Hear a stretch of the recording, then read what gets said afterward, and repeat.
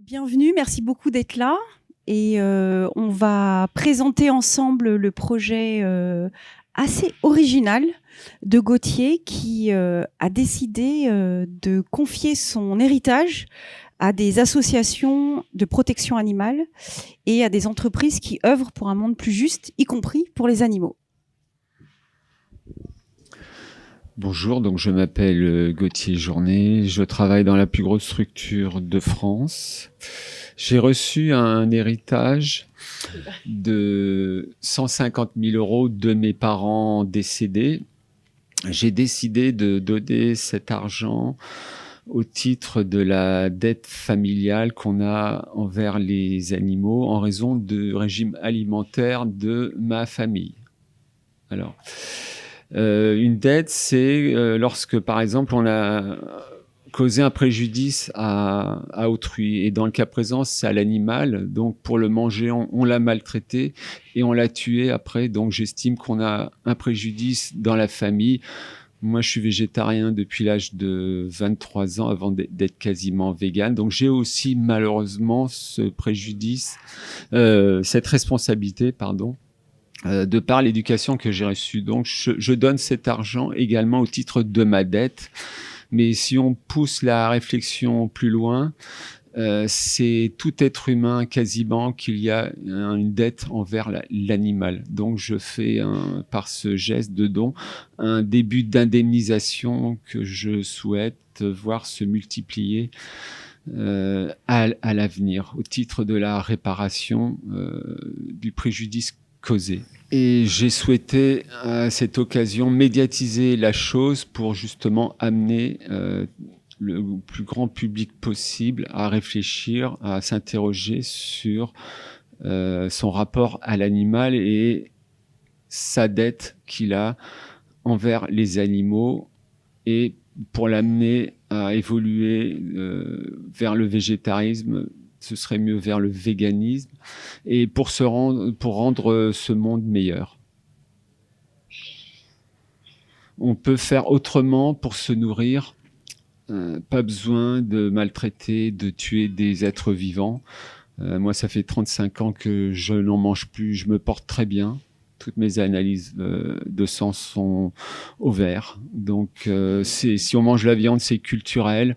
Et sous l'emprise du lobby concerné qui pousse à la consommation avec la complicité des gouvernements.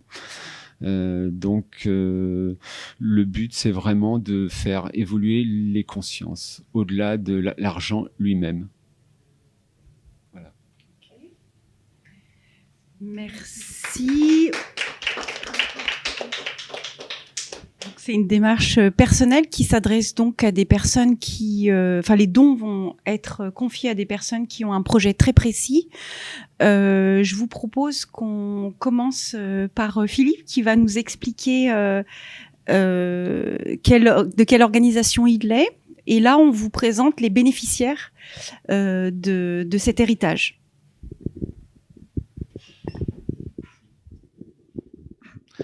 Bonjour à tous et à toutes.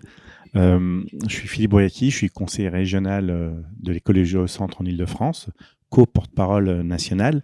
D'abord, l'écologie au centre, je voudrais remercier Gauthier Journet pour son acte généreux, qui n'est pas anodin et qui est exceptionnel. C'est la première fois qu'on a un particulier qui hérite d'un héritage évidemment familial. Donc il y a toute une histoire derrière et qui aujourd'hui le dit avec humilité, avec simplicité, qui se sent redevable envers les animaux, envers la nature, mais aussi du coup envers la planète. Donc c'est quelque chose qui correspond complètement à notre parti politique qui est l'écologie au centre, dont Jean-Marc Gaventori est co-président. Il a été le délégué VG de la campagne de Yannick Jadot pour les européennes. Il a eu une note de 19,20 sur 20 décernée par L214 sur la protection animale. Et dans la philosophie et dans le programme de l'écologie au centre, la protection protection animale est une valeur importante. Elle est aussi importante que la protection de la planète, la protection des humains.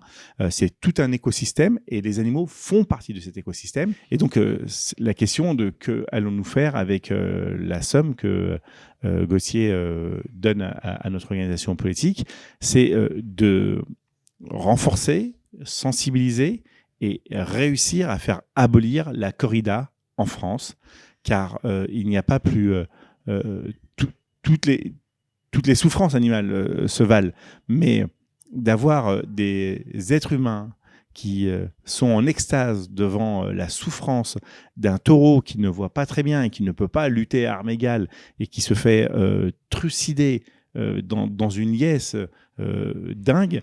Nous avons, nous aussi, cette responsabilité de sensibiliser les gens de manière éducative. Les mentalités ne se changent pas du jour au lendemain. La prise de conscience ne se fait pas du jour au lendemain. Et donc, il est important de communiquer et d'aller éduquer, donner la bonne information, sensibiliser les êtres humains, surtout celles et ceux qui sont culturellement attachés à cette pratique que nous considérons barbare et ancestrale et qui est complètement révolue. Et donc, par conséquent, nous allons nous donner complètement à fond, mais d'ailleurs avec d'autres associations avec qui nous partageons le combat. Et nous allons vraiment inciter les générations futures, parce que celles et ceux qui sont complètement ancrés dans leur ADN, dans leur background psychologique, c'est quelque chose de naturel, ça va être très compliqué, on ne va pas se le cacher. Nous sommes complètement à l'opposé de ce qu'on pourrait appeler des Khmers verts dogmatiques. Nous sommes vraiment des écologistes réalistes et progressistes. Mais les générations qui arrivent, et on le voit bien, comment elles fonctionnent, comment elles sont sensibles, la fameuse génération climat, elles vont pouvoir avoir cette information et de fait, le remplacement naturel des populations vieillissantes fera que ça sera une évidence j'espère le plus rapidement possible, bien évidemment, mais nous sommes pragmatiques, donc nous savons que malheureusement, des années vont devoir s'écouler, et donc, à nouveau, des meurtres d'animaux vont être réalisés sur notre territoire, mais tous nos responsables politiques, tous nos candidats ont conscience que notre devoir en tant qu'acteurs politiques, c'est d'établir évidemment des lois, de modifier des lois qui sont injustes et qui sont barbares. Donc votre argent sera utilisé à bon escient. Merci infiniment encore. Vont vous être présentés à présent des projets concrets concernant le domaine des Douages et Gaïa. Madame Moer-Dominique, présidente de l'association Domaine des Douages. C'est une association un petit peu particulière qui se veut autant de la protection d'animaux de ferme que faune sauvage et flore, la flore sauvage. Moi, j'appellerais ça aujourd'hui, certains appellent ça un sanctuaire, moi j'appellerais ça ma réserve. En fait, tout est fait pour essayer de rendre aux 800 animaux qui s'y trouvent sur un domaine de 100 hectares une vie biologique au plus proche de celle qui devrait être la leur de la nature. Donc, voilà, on n'est pas chez nous, les animaux sont chez eux, on respecte leurs liens sociaux, leur vie sociale autant que possible. Et un animal qui arrive au Douage est assuré d'y terminer sa vie. Voilà. Pas de chasse, évidemment. On est de la faune sauvage lorsqu'on le peut. On préserve la flore, les arbres. Enfin, c'est vraiment une espèce de retour aux sources, quoi. Voilà. Quoi vous dire? L'argent sur ce domaine va très certainement servir, parce qu'on a eu de gros dégâts avec la tempête Matisse. Ça va très certainement servir à, si on arrive à avoir le permis de construire, à bâtir un tunnel de 30 mètres sur 9 mètres 30, parce que les réparations de la toiture, des toitures s'élèvent à 275 000 €, alors qu'un tunnel, il y en a pour 25 000 €, 30 000 € avec le terrassement. Merci beaucoup, Dominique. Merci beaucoup. C'est moi qui vous remercie, qui me remercie bien, Monsieur Journet, parce que c'est quand même quelqu'un de formidable. Donc, on va passer aux représentants de l'association Gaïa. Est-ce que vous pouvez vous présenter, s'il vous plaît? Merci pour l'accueil. Euh, Nous sommes Gaïa et l'association de défense des animaux le plus influente et un des plus connus ici en Belgique. Et nous pensons que les animaux doivent être traités avec respect et qu'ils ont le droit à une existence digne. Nous œuvrons en faveur d'une relation homme-animal qui soit empreinte d'humanité et de justice. On fait ça depuis 92, donc une association il a 30 ans. On a fêté ça avec nos 80 000 membres l'année passée. Et la liste des victoires ou à quoi nous sommes fiers, c'est 6 succès clés, je trouve. C'est interdiction légale des courses de chevaux dans la rue, qui était en Flandre, en Belgique, énorme, populaire. On a changé ces systèmes, donc on travaille plutôt dans la transformation. Un animal n'a pas vraiment voix, donc on veut donner ce voix. C'est pour ça notre slogan de cette année, depuis toujours, c'est We are the voice of the voiceless. On donne une voix aux individus sur cette planète qui n'ont pas de voix.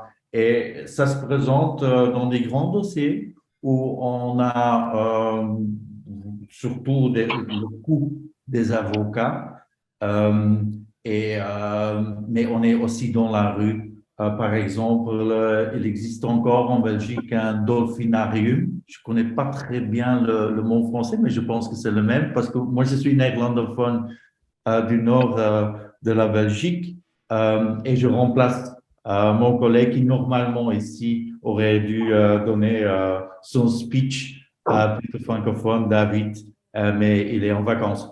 En tout cas, on est tous dans le même combat.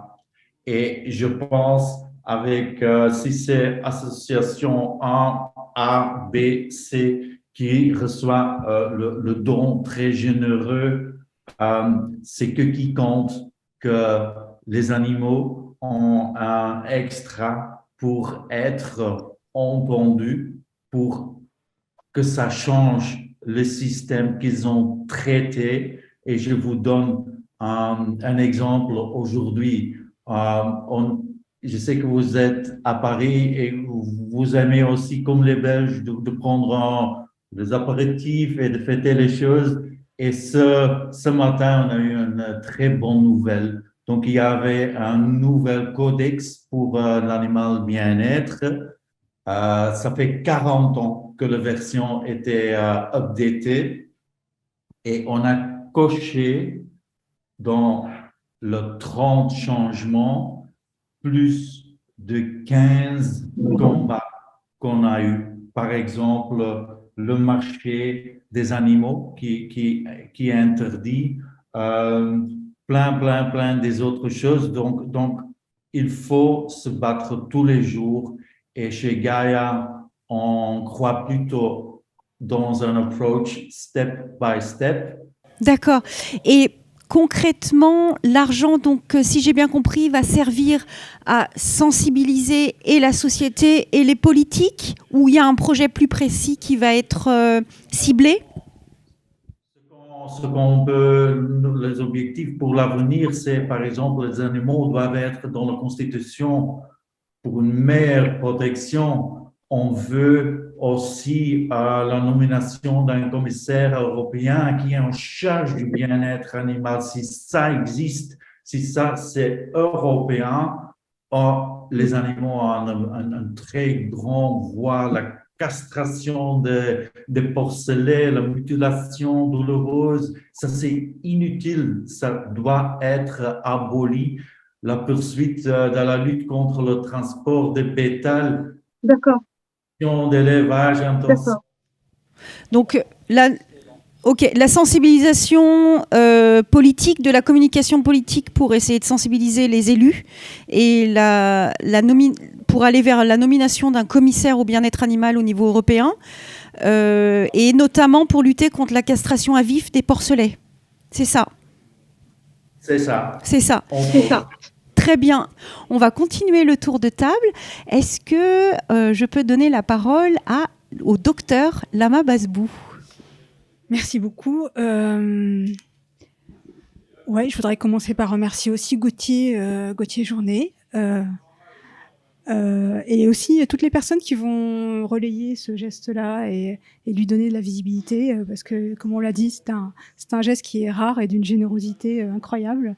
Rare, mais qui, quand même, je trouve écho dans des enjeux très contemporains. On est, en tout cas, en population française, de plus en plus nombreux à se sentir concernés par le bien-être des animaux, à être préoccupés par la question et à faire le lien aussi avec la question alimentaire de nos systèmes de production et de consommation alimentaire. Par exemple, 8 personnes sur 10 aimeraient que l'État mette fin à l'élevage intensif. C'est pas rien quand même en France. Je crois qu'on est, selon les études, entre 25 et 50% à avoir diminué notre consommation de viande.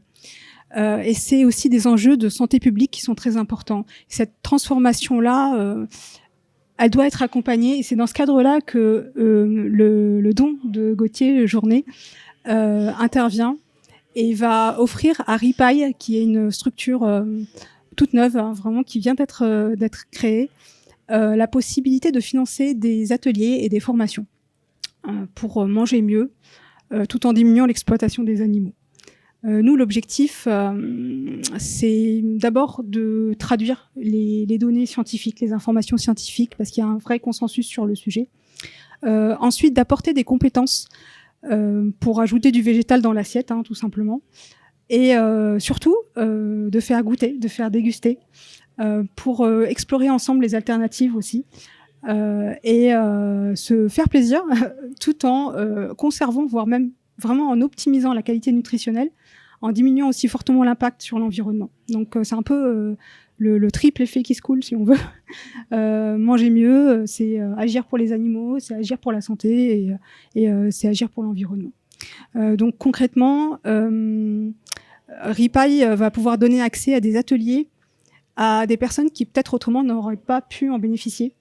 En raison de situations de vulnérabilité, par exemple des personnes en maladie chronique, des personnes isolées, des problèmes d'isolement liés à l'âge, à des statuts socio-économiques un peu plus défavorisés, et on sait qu'il y a un vrai enjeu de santé publique pour ces populations-là.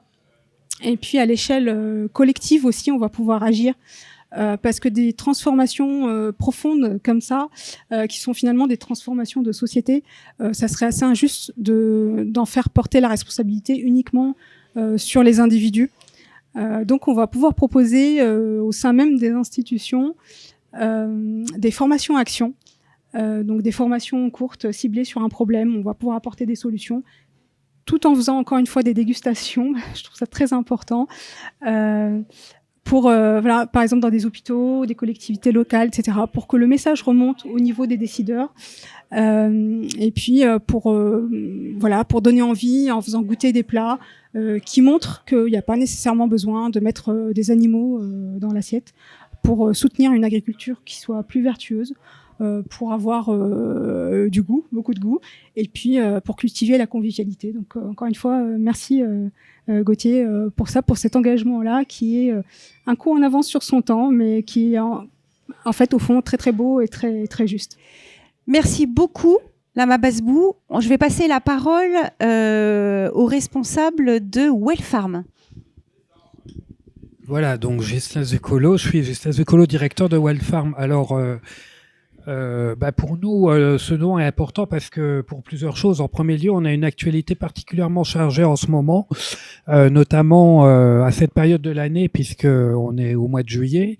Et il y a des canicules. Alors les canicules, ça a un impact environnemental, ça a un impact pour l'être humain, ça a un impact pour les animaux sauvages, mais on pense pas toujours aussi au fait que ça a un impact très important sur les animaux d'élevage. C'est pour ça que je voulais en parler aujourd'hui, parce que les animaux, faut déjà rappeler qu'il y a 1 milliard d'animaux élevés en France, abattus chaque année, et que 80% des animaux n'ont pas accès à l'extérieur, sont enfermés dans des bâtiments. Et évidemment, c'est des bâtiments qui surchauffent pendant les périodes de canicule. Et donc, on a de plus en plus une mortalité très élevée au moment des canicules. Par exemple, en 2019, il y a eu une mortalité de 40% dans les élevages de poulets de chair et les élevages de porcs. Donc, une des solutions, pour parer à ce problème, c'est réduire les densités dans les élevages, parce que forcément, plus on est entassé, c'est comme nous, les animaux, plus ils sont entassés, plus ils souffrent de la chaleur, leur donner un accès à l'extérieur. Et il faut aussi penser aux poissons qui souffrent aussi des fortes chaleurs lors des canicules, les poissons dans les élevages, et parce que quand il y a de fortes densités, l'eau est polluée, quand il y a de fortes densités et qu'il fait chaud, il y a moins d'oxygène. Donc le don de Gauthier que je remercie, nous aidera notamment à poursuivre notre campagne qui s'appelle Chaud dedans. Et puis il y a aussi le transport des animaux. Les animaux souffrent beaucoup plus pendant les transports lorsqu'il y a des canicules. Et là aussi, ça conduit à un accroissement de la mortalité pendant les transports. La deuxième actualité importante en ce moment, c'est le fait que l'Union européenne est en train de réviser toute sa réglementation qui protège les animaux d'élevage. Alors, il y a une directive européenne pour le bien-être des porcs, des veaux, des poules pondeuses, des poulets de chair. Il y a une directive européenne qui réglemente les conditions d'abattage des animaux, les conditions de transport, et tous ces textes sont en train d'être révisés. Donc, évidemment, Wildfarm est sur le front. C'est très compliqué parce qu'en face, on a toute l'industrie de l'élevage agroalimentaire qui se mobilise très fortement pour faire pression sur le ministre de l'Agriculture pour répandre des choses qui ne sont pas toujours vraies, pour dire qu'on va détruire notre agriculture si on donne plus de meilleures conditions de vie à nos animaux, etc. Et donc, il faut alerter l'opinion publique, interpeller le ministre de l'Agriculture, les députés, les sénateurs. Donc là aussi, le don de Gauthier est bienvenu parce qu'on est très mobilisés.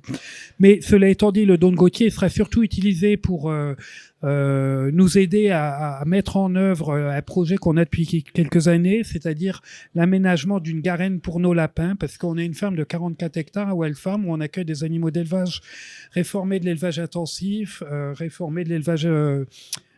des animaux qui ont été trouvés sur la voie publique, qui ont été maltraités et qui terminent, comme au domaine des Douages, qui mène une action remarquable. Ces animaux termineront leur vie à la ferme. Et on a des lapins, et malheureusement, nos lapins, ils n'ont pas accès à l'extérieur, ce qui nous embarrasse beaucoup, puisqu'on passe notre temps à dire aux éleveurs, il faut que vos lapins, ils aient accès à l'extérieur, il faut que tous les animaux aient accès au plein air, mais nous, c'était compliqué par rapport à la configuration des lieux pour faire un accès à l'extérieur, donc on a décidé de recréer un espace vraiment pour les lapins, on pourra donc en accueillir plus et on pourra leur donner un accès à l'extérieur, donc vraiment merci de nous aider à apporter une partie des coûts qui sont malheureusement importants, apporter une partie de la somme nécessaire pour couvrir les coûts. Voilà, donc merci. Et puis, je voudrais dire aussi que, pour terminer, que les dons, les legs, c'est vraiment essentiel dans le contexte actuel parce que les associations aussi doivent faire face à des coûts importants, des coûts, augmentation du papier, augmentation des frais postaux, augmentation des coûts de l'énergie, augmentation de l'alimentation pour les animaux, tout coûte plus cher. Donc, on a vraiment en ce moment plus que jamais besoin du soutien de nos sympathisants et de nos donateurs. On va accueillir une nouvelle personne qui va nous expliquer ce qu'elle va pouvoir faire du don. Un grand merci tout d'abord à Gauthier Journet, bien entendu. Je représente l'association Génération Animale, une association toute récente puisqu'elle est juridiquement une association seulement depuis cette année, mais elle est très active depuis 2018 déjà. Donc le but de cette association, comme son nom l'indique, évidemment, c'est la protection animale, c'est le bien-être animal. Et surtout, elle a une vocation politique, c'est-à-dire qu'elle veut vraiment peser sur les législations, tant au point de vue, sur le plan français que international, bien entendu. Et en ce moment, auprès de l'Europe, bien entendu, c'est capital. Donc, on voudrait peser sur ces lois et sur l'application aussi des lois, parce qu'elles souvent elles ne sont pas appliquées. Hein. Donc il y a un rôle de sensibilisation et d'éducation auprès du public, mais également, mais surtout auprès des décisionnaires, hein, parce que le public ça ne suffit pas. Il faut avoir de l'influence sur les politiques, bien entendu. Donc on voudrait, c'est une vocation pour les animaux, mais également sur l'écologie, hein.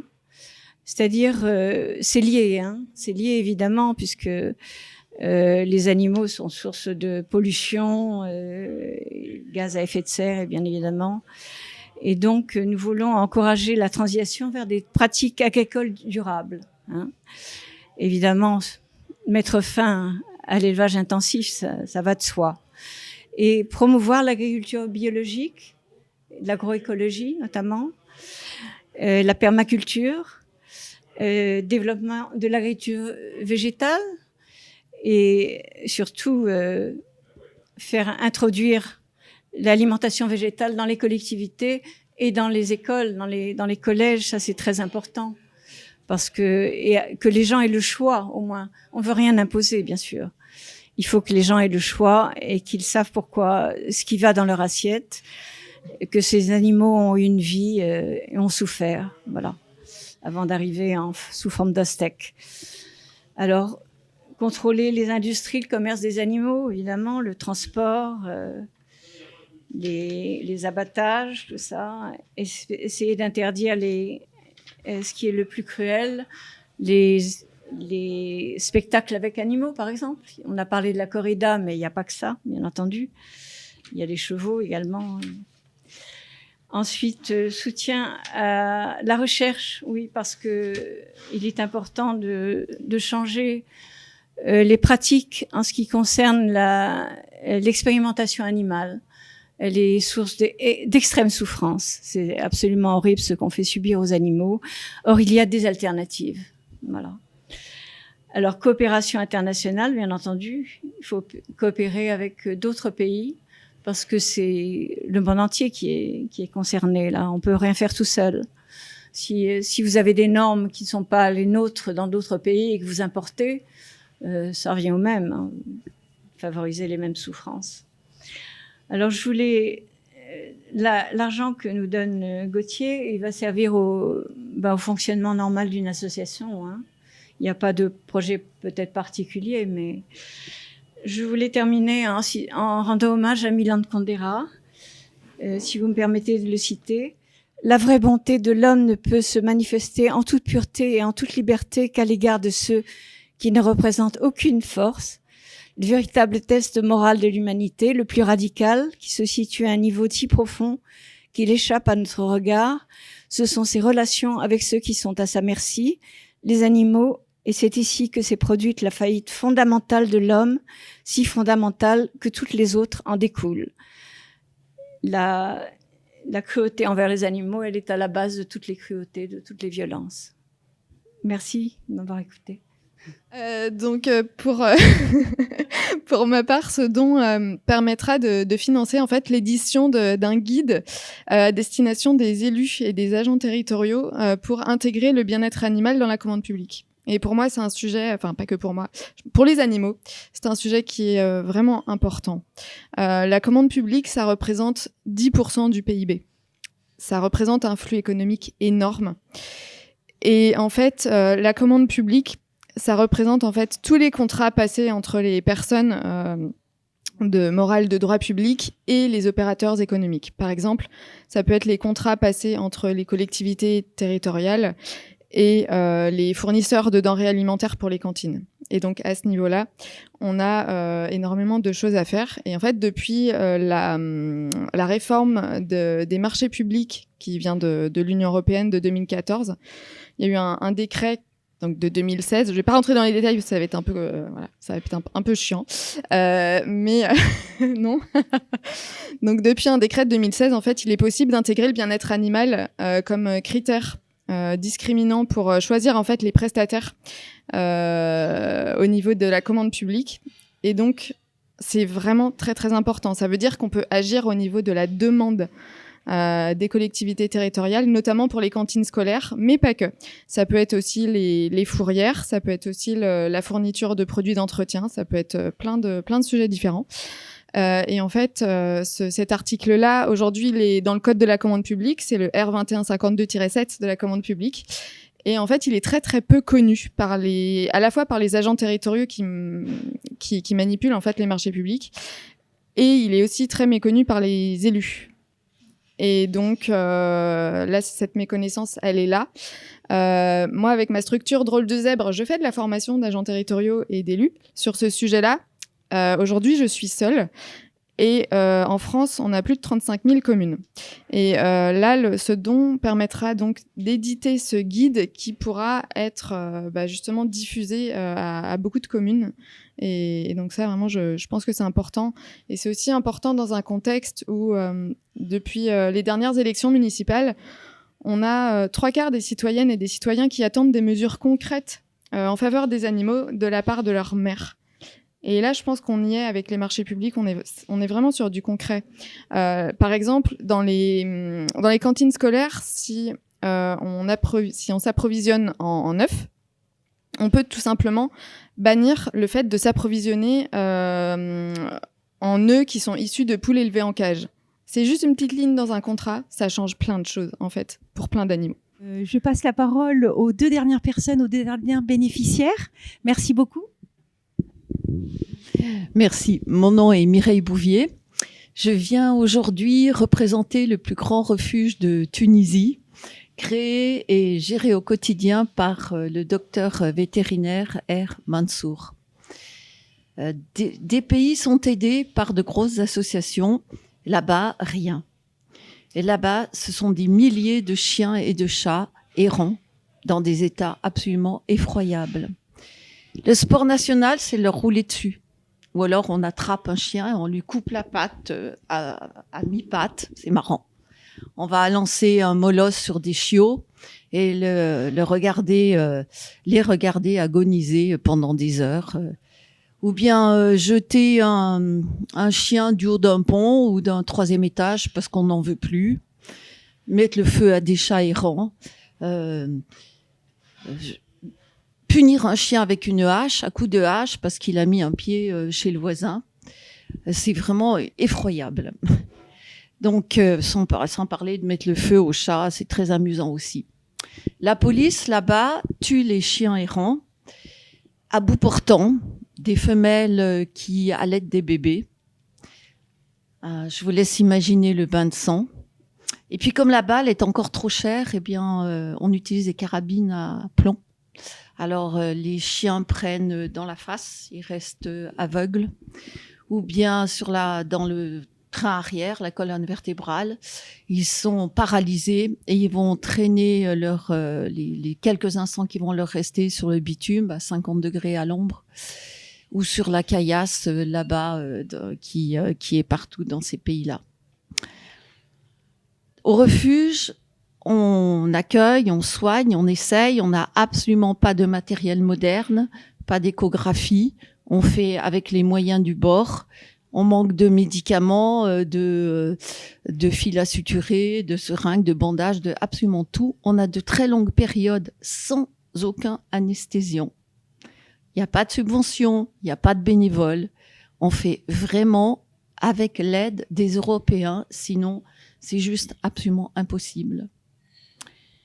Donc, le pire étant qu'il y a de plus en plus d'animaux qui arrivent au refuge parce que, une nouveauté en Tunisie, on se met à acheter des huskies. Et ensuite, on en a marre, ça salit, on les abandonne. Et on se procure aussi beaucoup de bergers allemands. Alors, le berger allemand, il est fait pour la garde. Donc, on va l'attacher avec une chaîne à 1 mètre de chaîne. Il ne pourra pas bouger de sa vie. Il y a des blessures. Les blessures se gangrènent. On ne soigne pas. Ça coûte trop cher. Les plus heureux arrivent au refuge. On est obligé d'amputer. L'animal n'aura jamais pu courir une seule fois de sa vie. Le refuge a réellement besoin de tout. Et Gauthier a déjà aidé ce refuge. C'était un petit miracle. Ça sera un deuxième miracle, Gauthier, si tu renouvelles ton aide à un moment qui est vraiment critique, puisque de moins en moins de gens donnent aux associations par la force des choses. Et moi, je voudrais te dire, si tu me laisses encore faire un merci, mais surtout que voir une personne qui a le courage de la force de reconnaître une dette envers les animaux, ça, j'avais encore pas vu. Mais de le reconnaître pour ta famille et toi-même, vraiment bravo. Ce que tu fais, c'est de l'empathie, bien sûr, de l'abnégation, et c'est du vrai altruisme. Ça donne vraiment un sens au mot humain, Gauthier. Merci. Le don, c'est pour le fonctionnement. Il faut payer les croquettes. Il y a de moins en moins d'argent. Il faut trouver des médicaments. Il faut faire des appels aux Européens. Il faut acheter des appareils. Elle fait avec rien. Elle fait vraiment avec son instinct. Il lui faudra une échographie. Il lui faudrait... Mais c'est juste pour la survie du refuge réellement, maintenant. Aujourd'hui, notre petite association n'a qu'un seul but, c'est agir auprès des établissements d'enseignement en offrant à chaque établissement un jeu sur le vivant. C'est un jeu sur lequel on travaille déjà. Donc, un immense panneau à poser sur un mur de grande taille, interactif, adapté par tranche d'âge selon les établissements, avec 2 questions, 3 fois par semaine, qui attendront des réponses, qui seront affichées et qui permettront de constituer les liens du vivant. On aura présenté les secteurs du vivant sommairement sur ce grand panneau. Ça se remplira donc au fil des questions. Ces 2 questions, l'une trouvera sa réponse aisément, l'autre non. Elle demandera vraiment réflexion. Et à la clé, nous avons prévu des voyages ou des stages d'observation du vivant avec un site qui compilera les plus belles réponses, les avis, et dont on fera, qui permettra un suivi et une diffusion la plus large possible. Alors moi je suis Marie-Morgane Jeannot, je travaille pour PETA France, mais exceptionnellement du coup je vais être porte-parole pour PETA Royaume-Uni, puisque c'est la branche qui a reçu votre don, et donc c'est au nom de l'équipe de PETA Royaume-Uni que je vous remercie encore une fois. C'est la dernière aujourd'hui. Pour ceux qui connaissent pas, PETA, c'est une association américaine à l'origine, mais qui est aujourd'hui présente dans plusieurs pays. C'est la plus grosse association au monde de défense des droits des animaux. Et notamment dans le domaine justement de l'alimentation végétale, végane. Et comme vous l'avez expliqué tout à l'heure, vous pensez que votre dette, elle vaut avant tout pour les animaux exploités pour l'alimentation. Je vais plutôt aborder les missions qui ont trait à ce domaine-là.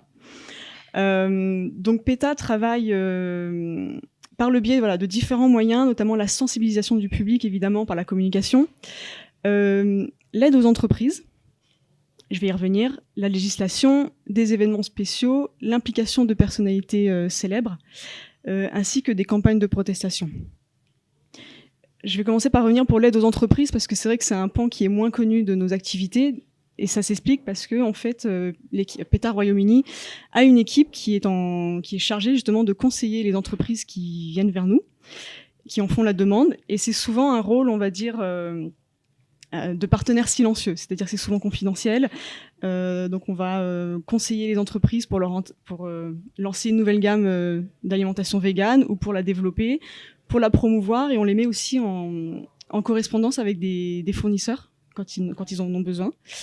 Et tout ça, ce sont des missions qu'on fait gracieusement, qui sont pas facturées aux entreprises, et qui parfois marchent tellement bien que on en est arrivé au point que Unilever, quand ils ont lancé leur cornetto vegan, ils ont décidé de le faire par le biais du site internet de PETA Royaume-Uni.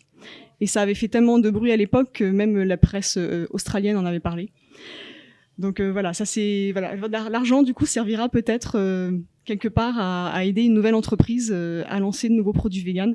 Tout ça dans le but toujours de faciliter pour le grand public l'accès aux options véganes, parce que il faut que les gens découvrent cette nourriture, se l'approprient jusqu'à en faire, on va dire, le mode, on va dire, normal pour tout le monde, c'est ce qu'on souhaite. Dans le même genre, on a effectivement des restaurants. Voilà, on démarche aussi des restaurants ou des chaînes de restauration. Ça a été le cas par exemple avec KFC. PETA Royaume-Uni leur avait demandé de lancer du poulet frit vegan et ça avait tellement bien marché. Ils ont vendu 500 fois plus de ce poulet que les autres, qu'ils ont décidé du coup de généraliser l'offre et de la tester ailleurs dans le monde. Voilà, donc ça c'est une partie des missions qu'on peut faire avec les entreprises dans le domaine de l'alimentation végane. Ensuite, évidemment, il y a tout ce qui est couverture médiatique, qui est un gros travail aujourd'hui, puisque l'idée c'est de convaincre le public de l'exploitation, du sort que subissent ces animaux pour notre alimentation et de les convaincre d'agir en conséquence en changeant leur alimentation. Je ne sais pas si vous le saviez en faisant le don, mais il se trouve que PETA Royaume-Uni, c'est l'association britannique qui fait la promotion du véganisme, qui a le plus d'engagement sur les réseaux sociaux. Merci beaucoup. On a fini en beauté avec des alertes au niveau international et la solidarité au niveau international qui est nécessaire pour aider les personnes qui s'engagent dans tous les pays. Avec des conditions de vie terribles qu'on n'a pas trop abordées, mais qu'on peut voir dans les vidéos de L214 et des vidéos en général qui sortent dans les élevages, abattoirs, transports, des enquêtes de terrain et qui concernent les animaux d'élevage, mais aussi les autres. Donc on a ce don qui va servir aussi à l'international, que ce soit en Angleterre, en Tunisie ou en Belgique. Et on voit comme ça toute une pluralité de projets qui vont être aidés de façon précise parce que les personnes sont engagées sur le terrain, sur des choses précises ou sur de l'accompagnement général. Je vais finir par et après. C'est-à-dire et après demain, par exemple, à partir de demain, nous allons lancer un concours photo qui va concerner les animaux dits d'élevage, les animaux que les gens mangent, les animaux de rente, les animaux liés à un fonds, quel que soit le terme qu'on utilise, des animaux de ferme. Donc ce concours photo sera lancé en janvier 2024. Je serai la présidente du jury, Gauthier Journet fera partie du jury et je ferai appel à des personnes avec une sensibilité artistique et ou animaliste pour choisir une photo qui sera peut-être pas forcément la photo la plus belle techniquement, mais la photo qui pourra, selon nous, le mieux représenter l'individu, l'animal vu comme un individu, son individualité. Alors on veut pas forcément célébrer, quoique ça peut aussi, mais sa beauté, son intelligence mais voilà, son individualité, c'est-à-dire le fait de visibiliser qu'on mange des êtres sensibles uniques. Comme le dit la loi d'ailleurs, être sensible reconnu depuis 2015. Donc ce concours sera lancé en début 2024. Il va être, on va reconnaître et donner le prix dans l'année 2024. Et puis 10 000 € ont été fléchés dans l'héritage pour faire un appel à projet. Donc des personnes qui auraient des projets qui concernent des animaux surtout d'élevage peuvent écrire sur le site, peuvent écrire sur le mail qui est sur le site pour présenter le projet et seront sélectionnés des projets pertinents avec à partir de 2024, en tout cas l'année prochaine. Voilà ce que je peux dire pour et après. Est-ce que tu veux le mot de la fin et rajouter quelque chose, Gauthier ? Merci à tous d'être venus et puis on a tous une dette envers les animaux. Merci.